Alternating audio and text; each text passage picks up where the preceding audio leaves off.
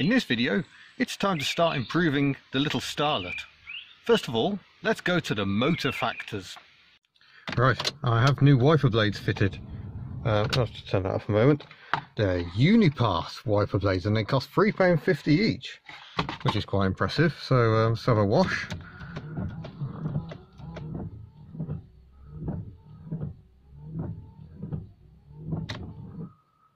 That looks better. Obviously that line will come down a bit because they've got a slightly shorter blade on the passenger side, but I really need to give the poor girl the wash. We better check the rear wiper as well, don't you say? Being Japanese, look, I can give it a wash before I turn it on, and then I can wash while it's on as well.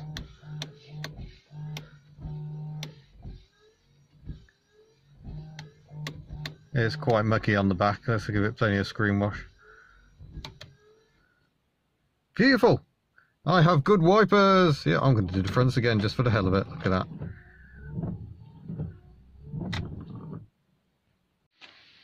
And with my new wiper blades fitted and the tap finally unfrozen after a few days of very cold weather, I could get on with giving the old girl a wash. And hasn't she come up well? Look at that. Beautiful. I do like the alloys, which it turns out were a dealer fit option back in the day.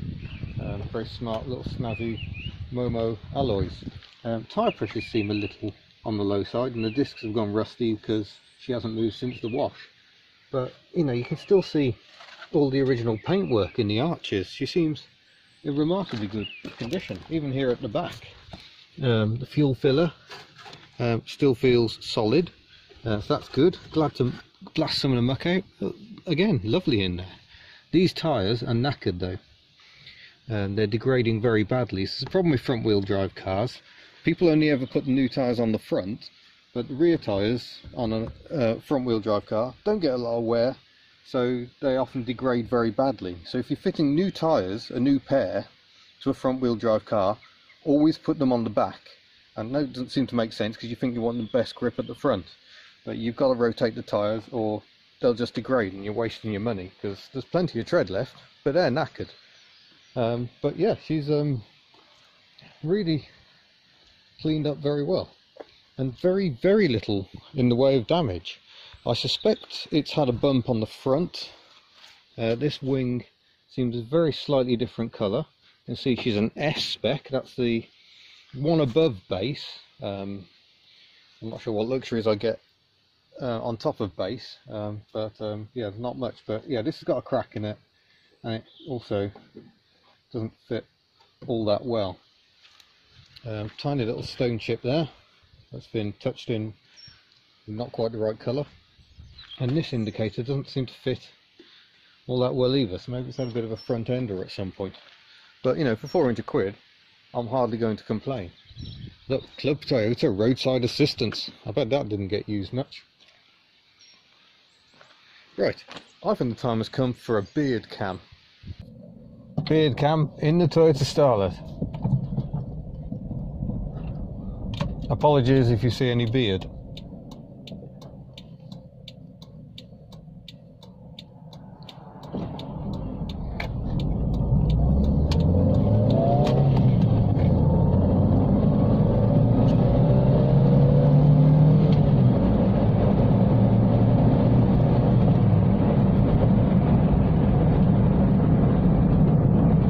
So yeah, here we are aboard the Toyota Starlet. This is E90 generation of Starlet, the very last one before the Yaris, which was a very different looking car.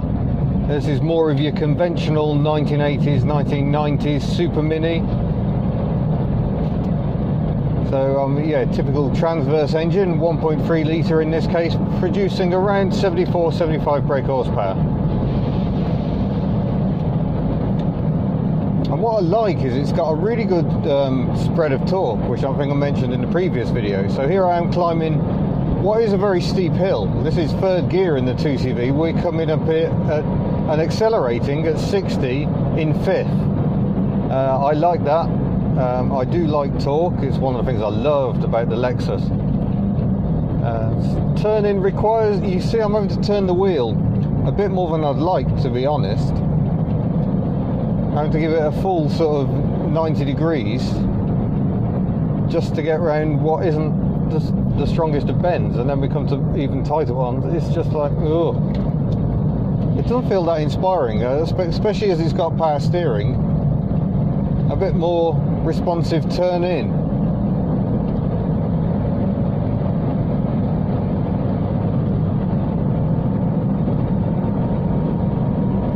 Yeah, I mean, it pulls well, and you can build up a good amount of speed with very little effort, and I appreciate that. The lightweight of the car probably helps there, to be honest. The ride isn't too bad. I mean, it crashes a bit over really bad terrain, but it always feels very well damped, which is a bit unusual in Japanese cars. The Honda's terrible. That bobbles along something awful. But then it's worth remembering, this car has got half the mileage of the Honda and half the mileage of the Lexus as well, which might be why it feels that much tighter. I mean, it feels practically brand new to me. There's no slop, there's no play. It's just, yeah, surprisingly entertaining is what it is. And I would really love to take this car on an auto test. I think it would be huge fun for that. First gear is very low, so that initial burst of acceleration is quite good.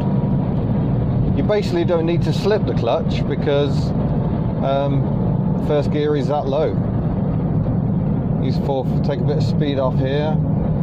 Yeah, the tyres are terrible.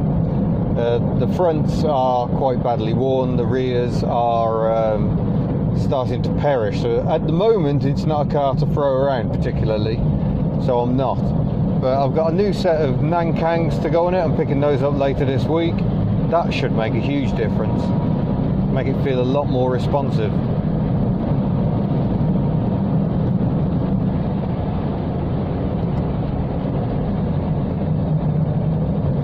Whoa, nudged the snowbank there. Okay, I grazed a tiny amount of snow with one front wheel. Okay, it's not really grazing. I'm not on the WRC, calm down, Mr. Hubnut. The controls are all very nicely placed. I would like a mist function on the wipers. There isn't one, that flick white. And there's not even program wash wipe, so you have to wash the screen and then put the stalk down twice to get to the constantly on position. That's a bit of a faff, but I suppose there are worse things in the world. Yeah, it's not the most inspiring interior, but it's just got everything you want and not a thing more, just for the basics of I want a car to get from here to there.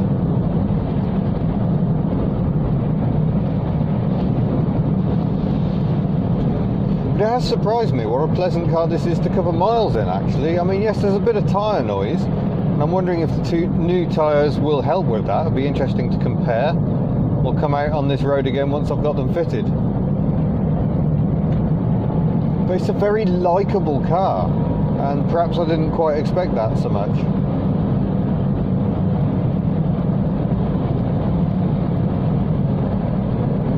I mean, the width makes it feel a lot more accommodating and spacious than, say, the Micro. I think a K11 Micro would feel much more cramped.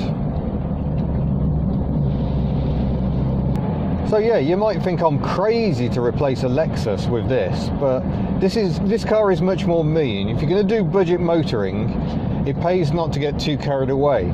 If you go for big luxurious cars, you'll get big luxurious car bills, whereas this is hopefully going to be cheap to run. We shall see.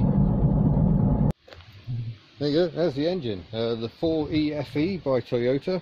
His power steering pump I completely forgot about in the previous video, but yeah, it's all tidy. I mean, there's little spots of surface rust here and there, but they're nothing to worry about at the moment. Generally it's in very good condition and everything seems to work, so that's good. Should we consider boot space? Do like Japanese cars, they always have a remote release boot. One problem I do have, there's nowhere really to pull on the hatchback. That's smooth up there. You think there'd be more of an indent somewhere that you could get your fingers in. Just a personal preference thing. How big is this boot? Oh, it's oh, parcel shelf's coming off. I'd say I've had bigger boots, to be honest. It's not bad, but I wouldn't want to travel back here.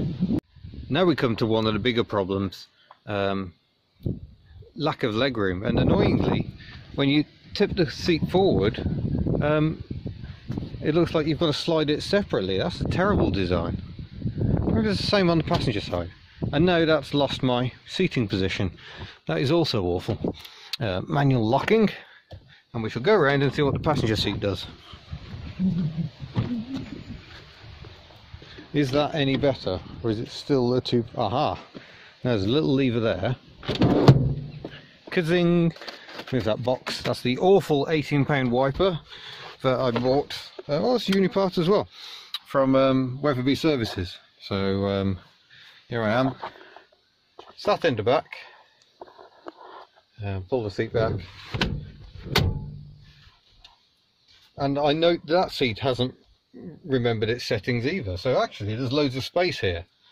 But I can tell you now, if I was sitting in the front there, you wouldn't have this much room. And if I try and slide across behind my seat,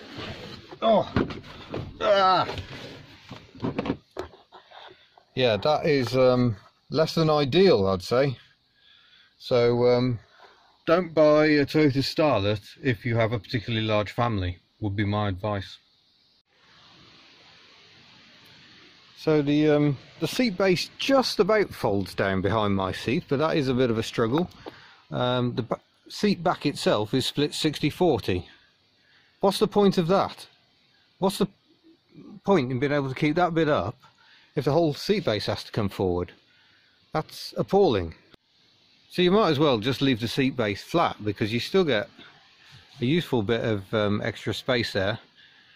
So that seems quite useful. And note these fantastic little clips which hold the seatbelt out of the way. That is a lovely little touch. I better not leave that there, I'll forget about that, and then I'll be angry. So right, let's get that seat to there. Yeah, if I... So that's its default position, and my knees are in the dashboard. So I'm going to say that's not ideal. I think I'll just not carry people in this car. That'll work. So there we go. That's a bit more of a review of my really quite pretty Toyota Starlet. You may not understand why I've replaced a Lexus with this little car, but I think I'm going to like it very much. So yeah, thank you for watching. Don't forget to subscribe before you go, and I shall see you again in a future video, maybe about that little car.